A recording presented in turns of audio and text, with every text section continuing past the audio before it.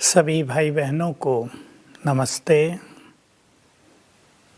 बहुत खुशी की बात है कि आप सब ने भी भट्टी प्रारंभ की है। अनेक बहनों ने 21-21 दिन की योग भट्टी चालू की हुई है।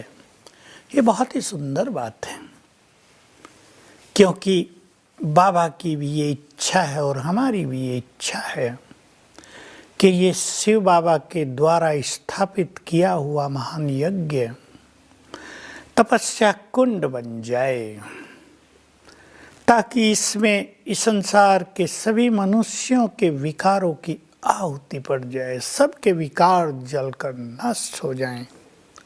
तो आप सभी बहुत पावरफुल योग अभ्यास करेंगे। योग के भिन्न भिन्न तरीकों से स्वयं को पावरफुल बनाएंगे, योग को मनोरंजक बनाएंगे, ताकि योग करने को मन करे।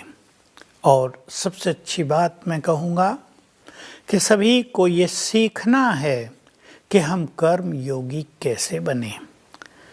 1 मिनट में कहूँ तो जितने तरह के कर्म आप करते हैं उसकी एक लिस्ट बना लें। पानी पीना, चाय पीना, भोजन खाना, नहाना धोना और जो शारीरिक कर्म होते हैं, और आपका ऑफिस है, आपका बिजनेस है, आप घर में हैं, जिस तरह के काम आप सारा दिन करते हैं उनकी एक लिस्ट बनाएं, कम से कम 16। और अलग अलग कर्म में अलग अलग अभ्यास को जोड़ दें। भाई भोजन बनाएंगे ये अभ्यास करेंगे, पानी पिएंगे ये अभ्यास करेंगे। मैंने बहुत सारी क्लासेज में ये सब बातें दी हैं, योग के भिन्न भिन्न प्रयोग। नहीं तो YouTube पर भी गहरी बातें इस टॉपिक को क्लिक करके आप जान सकते हैं। योग अभ्यास बढ़ाते बढ़ाते और ज्ञान का चिंतन करते करते हमारी स्थिति अचल अडोल होती जाती है, और यही हमारी तैयारी होगी अंतिम समय की। अंतिम समय कोई अंतिम डेट नहीं होगी, लेकिन ये अब से ही अंतिम समय प्रारंभ हो गया है। हम सभी को कुछ चीज़ों को अपना लक्ष्य बना लेना चाहिए, जैसे स्वयं को बहुत निर्भय बनाना, फियरलेस बनाना, क्योंकि इस परिवर्तन के काल में इस सारी धरा पर भय बहुत फैलेगा। हर व्यक्ति भयभीत होगा, जीव जंतु भयभीत होंगे, पशु पक्षी भयभीत होंगे। हमें भयभीत नहीं होना है, निर्भय हम होंगे। निर्भय तो ये सब निर्भय हो जाएंगे। एक लक्ष्य। दूसरा लक्ष्य बनाना है कि जो कुछ होगा उसे स्वीकार कर लें, एक्सेप्टेंस। कामनाएं नहीं, एक्सपेक्टेशंस नहीं, ऐसा ना हो ऐसा हो, ये नहीं। जो होना है वही होगा, जो ड्रामानुसार विधान है वही होगा। युग बदलना है, देखते देखते ये सब कुछ नहीं रहेगा जो इन आँखों से दिखता है। तो एक्सेप्टेंस एंड नो एक्सपेक्टेशन। तीसरी चीज, स्थिति को बहुत अचल अडोल बनाना है कि जो कुछ होगा उसमें हम हिल न जाएं, परेशान न हो जाएं, चिंतित न हो जाएं, दुखी न हो जाएं, बाबा में संशय न आ जाए। ये बहुत चल रहा आजकल, बाबा में संशय होता है, बाबा थोड़ा ये सब कुछ करेगा, ये तो ऑटोमेटिक होना है। चौथी चीज, अपनी प्योरिटी को बहुत बढ़ाएंगे, क्योंकि जैसे जैसे समय आगे बढ़ेगा संसार में इम्प्योर वाइब्रेशंस पावरफुल होते जाएंगे। लेकिन जो प्योर, पवित्र, पावरफुल योगी होंगे उनके प्योर वाइब्रेशंस इन इम्प्योर वाइब्रेशंस को नष्ट करेंगे। जैसे अभी अभी वरदान में अव्यक्त मुरली चली, आप सभी ने सुना अव्यक्त मुरली में कि जैसे युद्ध में प्लेन से प्लेन को गिरा देते हैं, शस्त्रों से शस्त्रों को गिरा देते हैं, ऐसे ही तुम्हारे पावरफुल और प्योर वाइब्रेशंस तुम्हारे शुभ भावनाओं से भरे हुए वाइब्रेशंस दूसरों के संकल्पों को, उनके वाइब्रेशंस को चेंज करेंगे। तो हमें अपनी प्योरिटी को बहुत ही स्ट्रॉन्ग बनाना है, प्योरिटी में ढीले नहीं होना है। पांचों विकार और भी जो छोटे छोटे विकार हैं, क्योंकि जो विकार जिसके पास रह जाएगा, वाइब्रेशन से उसी विकारों की तरंगों को वो अट्रैक्ट करेंगे और वो विकार उनका बढ़ जाएगा। कोरोना काल में भी ये हो चुका है, बहुत लोग फेल हुए। हमें फेल नहीं होना, फुल पास होना है। पांचवी बात, साक्षी भाव। इसका विस्तार आप कर लेना, आप जानते हैं इस बात को। और नेक्स्ट बात कि बाबा के साथ का, उसके आह्वान का स्पष्ट अनुभव हो जाए। बाबा को बुलाया और आ गए, और जब उनकी उपस्थिति हो जाएगी तो सब खेल अच्छा हो जाएगा, सब कुछ बदल जाएगा। याद रखेंगे, जैसी हमारी स्थिति होगी वैसी ही परिस्थितियां हो जाएंगी। हमारी स्थिति श्रेष्ठ, परिस्थितियां खत्म। हमारी स्थिति बिगड़ गई, परिस्थितियां हावी हो जाएंगी, भारी हो जाएंगी। तो हमें अभी से ये सब बातें याद रखते हुए कि हमें निश्चिंत भी रहना है, निर्भय भी रहना है, बहुत खुश भी रहना है। मैं आपका ध्यान इस बात पर भी दिलाना चाहता हूँ, मानसिक रोग बढ़ रहे हैं, और जैसे जैसे ये विनाश का समय आएगा, मानसिक रोगों की सुनामी आ जाएगी। हर व्यक्ति उनसे पीड़ित हो जाएगा। कोई रात को सो नहीं पाएगा, किसी को डिप्रेशन हो जाएगा, कोई बहुत सोचते सोचते ही पागलपन के शिकार हो जाएंगे। हमें इसके लिए कुछ चीज़ों की धारणा करनी है अभी से। बहुत हल्का रहना, इजी नेचर, जो हो रहा है ठीक है, सब कुछ अच्छा हो जाएगा। एक बात।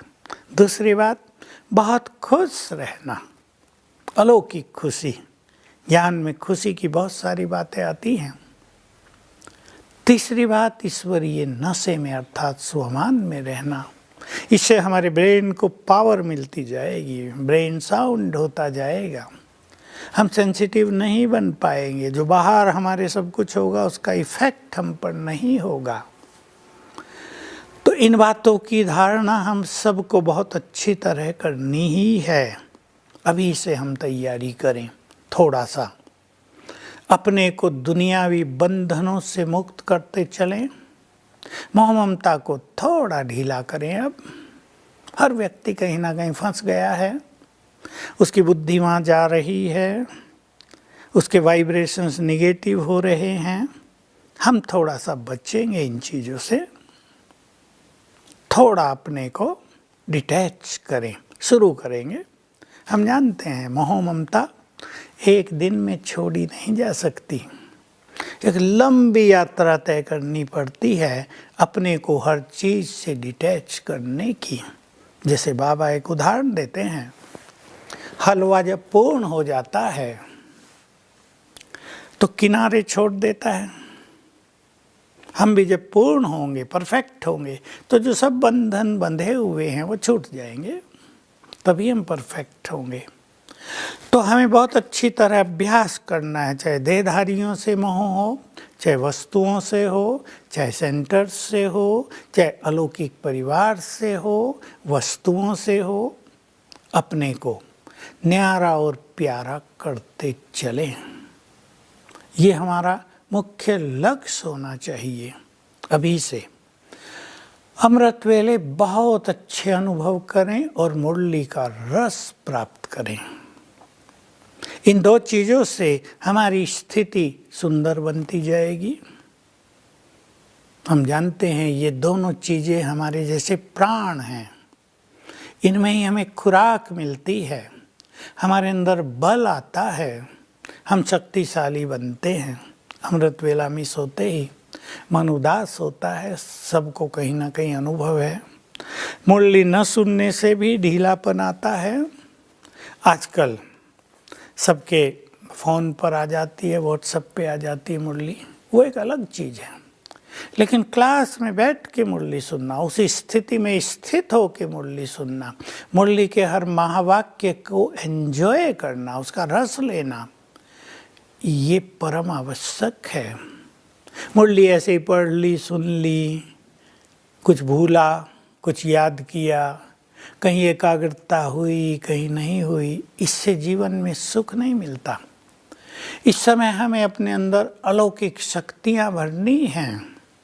मैं एक सीन की और याद दिला दूँ आपको, जिसके बारे में बहुतों को अभी तक अंदाजा नहीं है, विजन नहीं है। इस युग परिवर्तन के साथ जय जयकार भी होनी है। इस देव देवियां प्रख्यात होंगे। बाबा ने बता दिया था, जो सारे शास्त्र और पुराण लिखे गए हैं ना, भागवत लिखा गया है, वो सब वो अंत के सीन यहाँ प्रैक्टिकल में होंगे। भगवान के साथ वही खेल चलेगा। तो एक आध्यात्मिक क्रांति आ जाएगी संसार में। हम सब अपने को साक्षात्कार मूर्त भी बनाएं।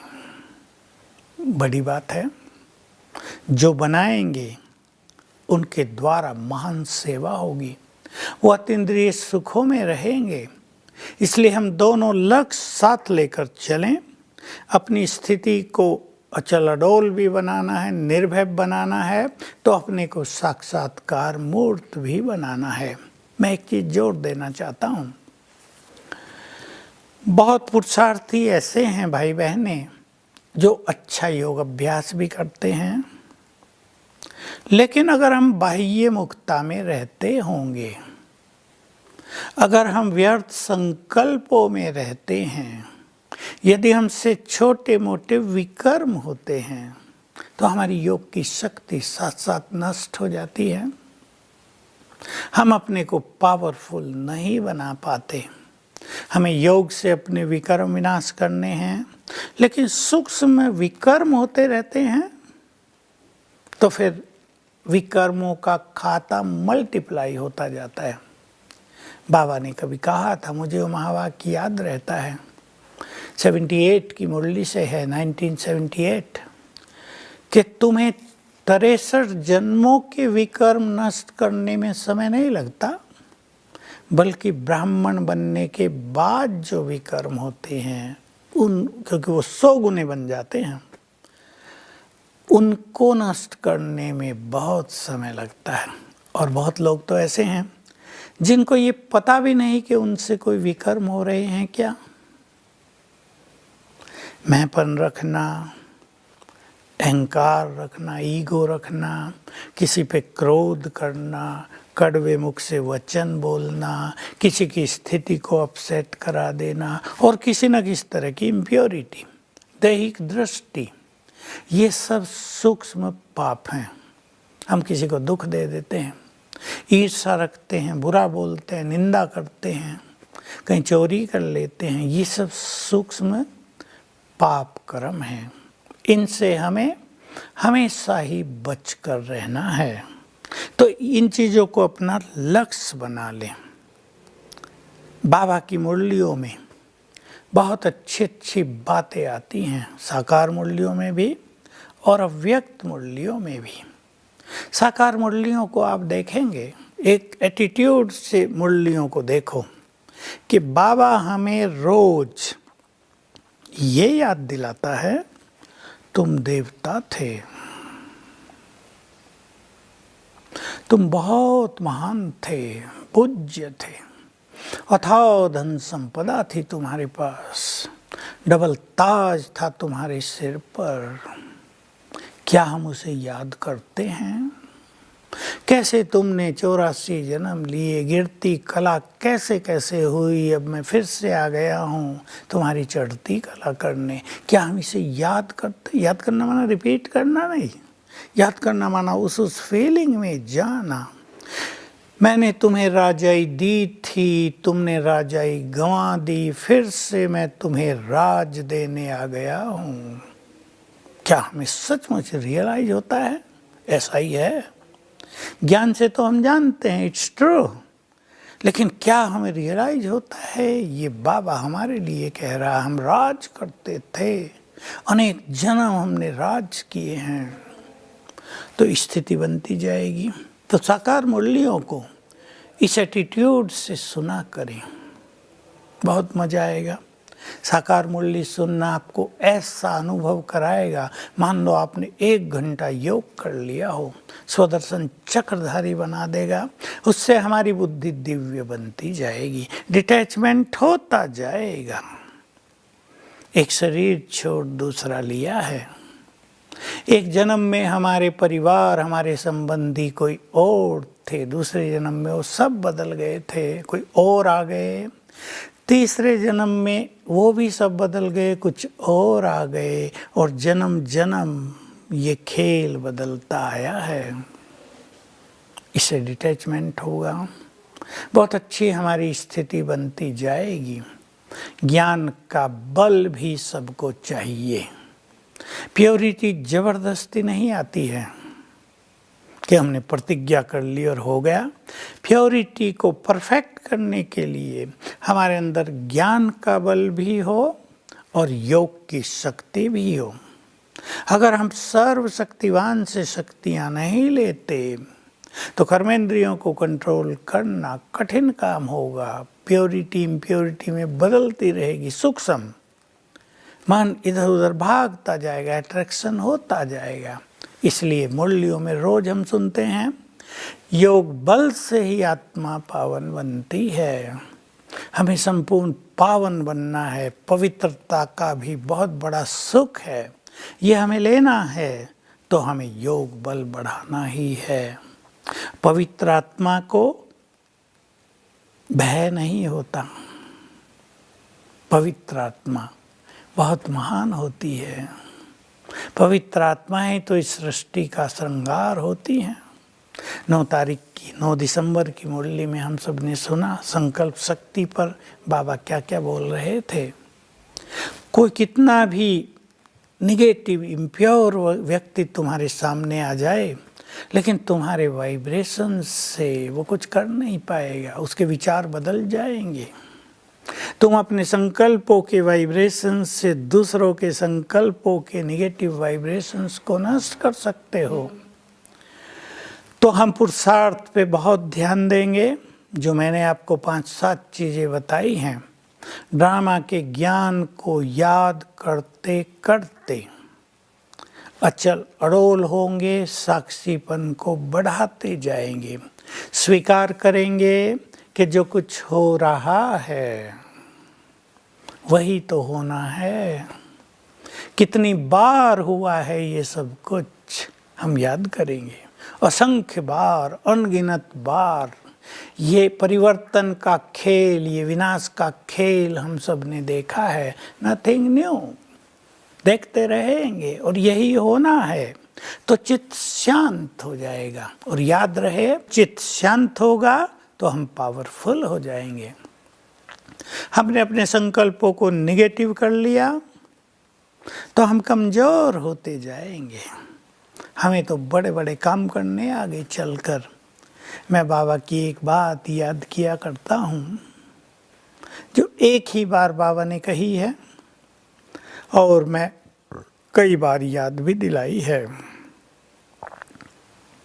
बाबा ने कहा, जब तक तुमने अपने ब्राह्मणपन के कर्तव्य पूरे नहीं किए तुम घर नहीं जा सकोगे। सबको तो बाबा कहते हैं तुम्हें घर चलना है, मैं लेने आया हूँ।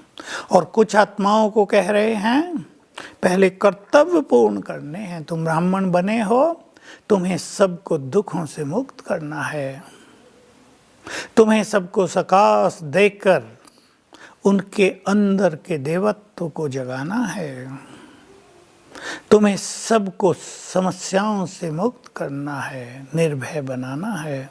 बहुत बड़े बड़े कार्य हमारा इंतजार कर रहे हैं। जब तक हम उनको पूर्ण नहीं करेंगे तब तक हम घर वापस नहीं जा सकेंगे। तो ऐसे ऐसे जो महावाक्य मिलते हैं मुरलियों से, उसको अलग से नोट किया करें, उस पर बहुत अच्छा चिंतन किया करें। मैं अंतिम समय की तैयारी में एक दो बात और कहूँगा। सभी ने कुछ दिन पहले बाबा के एक वरदान में ये सुंदर बात सुनी होगी, न सुनी हो तो नोट कर लें आज। जो बच्चे अशरीरीपन का बहुत अभ्यास करेंगे, विनाश काल में उनका विनाश नहीं होगा, बल्कि वो स्वेच्छा से देह छोड़ेंगे। बहुत बड़ी बात कही है। इसलिए भट्टी में अशरीरीपन का इतना अभ्यास कर लें और ऐसा प्लान बना लें कि ये आने वाले कई कई वर्षों तक हमारा अभ्यास चलता रहे। ये देह अलग, मैं आत्मा अलग। मैं आत्मा भ्रकुटी की कुटिया में बैठी हूँ। मैं आत्मा इस देह में अवतरित हुई हूँ। I have entered, I have reincarnated in this body. मैं स्वराज्य अधिकारी हूँ। ये सब अभ्यास बहुत बढ़ा देंगे। मैं बहुत तेजस्वी हूँ, ग्लो बहुत है मेरे अंदर, मुझसे चारों ओर किरणें फैल रही हैं। ऐसा कर दें जैसा ब्रह्मा बाबा का हुआ था। इतने अशरीरीपन का अभ्यास उन्होंने कर लिया था कि बाबा के चारों ओर डीप साइलेंस के वाइब्रेशंस रहते थे। क्योंकि हम पब्लिक कांटेक्ट में हैं, रिलेशंस में हैं, तो जहाँ भी हम जाएं लोगों को हमसे शांति मिलती जाएगी, प्योर वाइब्रेशंस मिलते जाएंगे। और एक बात जो सदा हम सुनते हैं मुरलियों में, आप उसे अच्छी तरह जानते हैं, अंत में एक की ही याद आए। जब देह छोड़ रहे हों, एक शिव बाबा के अलावा बुद्धि कहीं न जा रही हो, न पीड़ा पेन बॉडी का पेन अट्रैक्ट कर रहा हो, न देह के संबंधी हमें आकर्षित कर रहे हों, न कोई हमारे पाप कर्म हमारी स्मृतियों में आकर हमें परेशान कर रहे हों, न कोई इच्छाएं हमें खींच रही हों, ये करना था ये तो रह गया, कोई अप्राप्ति हमें परेशान कर रही हो, हम एक की याद में स्थित हो जाएं, स्मृति स्वरूप होकर देह छोड़ें। सबसे देह छोड़ने का जो स्वरूप है वो ये है, अचानक देह छूटना, बिना कष्ट के देह छूट जाना, सहज भाव से देह छूट जाना, वो भी बहुत ऊंची स्थिति है। लेकिन स्मृति स्वरूप होके शरीर छोड़ना, ज्ञान मनन मगन होते हुए शरीर छोड़ना। बाबा ये देह छोड़कर हम आ रहे हैं आपके पास, जैसे बाबा हमारा वेलकम कर रहा है, ऊपर क्लियर दिखाई देता रहे, बाबा आए कि आए, पाठ पूरा हुआ। ये स्मृति स्वरूप स्थिति है। तो हमें इसकी बहुत प्रैक्टिस करनी है। चारों ओर के किनारे छोड़ देने हैं। मैंने जो कुछ बातें वर्णन की, इच्छाएं न रह जाएं, कुछ अप्राप्ति न रह जाए जो हमें खींचती रहे, कोई ईर्ष्या द्वेष सूक्ष्म विकार न रह जाएं, हमारे कोई बड़े विकर्म हमारे मानस पटल पर छाए न रहें। क्योंकि अंतिम समय ऐसा होता है कि ये सब चीज़ें हमारी स्मृतियों में आने लगती हैं। हमें वही याद आने लगता है जो हमने लंबा समय किया है। किसी ने कोई पाप लंबा समय किया, वो सामने आकर खड़ा हो जाएगा, दिखाई देगा यमदूत खड़े हैं। किसी देहधारी से बहुत प्यार है, वो सामने रहेगा, हटेगा ही नहीं। आप कितनी भी कोशिश करेंगे शिव बाबा को याद कर लें, होगा नहीं। कोई संस्कार हमारा रह गया है, वो सब इमर्ज हो जाते हैं, एंड में होते ही हैं। यही एंड की एक निशानी होती है। इसलिए लंबे काल से एक बल एक भरोसे जीना, हमारी बुद्धि एक में ही जाए, ये अभ्यास करना। मान लो आप बैठे हैं, आप हॉल में बैठे हैं, अपने योग कर रहे हैं, धरती हिलने लगती है। अब आप क्या करते हैं? बहुत माताएं तो चिल्ला के भागने लगेंगी उधर, बाबा बचाओ बचाओ। नहीं, कुछ लोग भाग दौड़ करेंगे, लेकिन जो श्रेष्ठ योगी होंगे उनकी बुद्धि बाबा में जाएगी। मैं प्रकृति का मालिक हूँ, ये याद आ जाएगा। बाबा की किरणें पड़ने लगेंगी और सब कुछ अच्छा हो जाएगा, सेफ रहेंगे। जो भाग दौड़ करेंगे उनको कठिनाई हो जा सकती है। ऐसे ही कोई भी आपदा आ जाए, कल अकाल पड़ जाए, हमें भोजन न मिले, हमारा चिंतन क्या होता है, हमारी स्थिति क्या रहती है। तो अभी से अच्छा अभ्यास करते चलें, ताकि कुछ भी आ जाए बुद्धि तुरंत ऊपर चली जाए बाबा के पास। तो ऐसी स्थिति हम सबको बनानी है। आप सभी इस पे वर्कशॉप कर लेना, चिंतन करना कि हमें निर्भय कैसे बनना है, हमें साक्षात्कार मूर्त कैसे बनना है, हमें हर चीज़ को एक्सेप्ट कैसे करना है, हमें बहुत खुश और नशे में कैसे रहना है, अपनी स्थिति को अचल अडोल कैसे बनाना है। तो आप सभी भाई बहनों को भट्टी के लिए मैं बहुत बधाइयाँ दे रहा हूँ, कॉन्ग्रेचुलेसन्स। बहनों को भी बहुत बहुत थैंक्स जिन्होंने ऐसा सुंदर प्रोग्राम ऑर्गेनाइज किया है। और मेरी ये शुभ भावनाएँ हैं कि आप सभी श्रेष्ठ योगी बने, बहनें भी ऐसी योगी बने कि आपका सेवा केंद्र लाइट हाउस बन जाए, पीस हाउस बन जाए, प्योरिटी के वाइब्रेशंस से भरपूर हो जाए।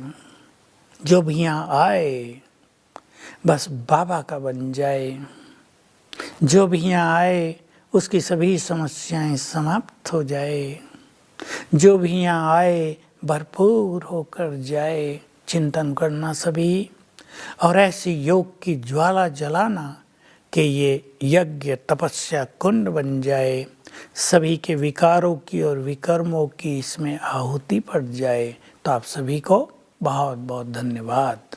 ओम शांति।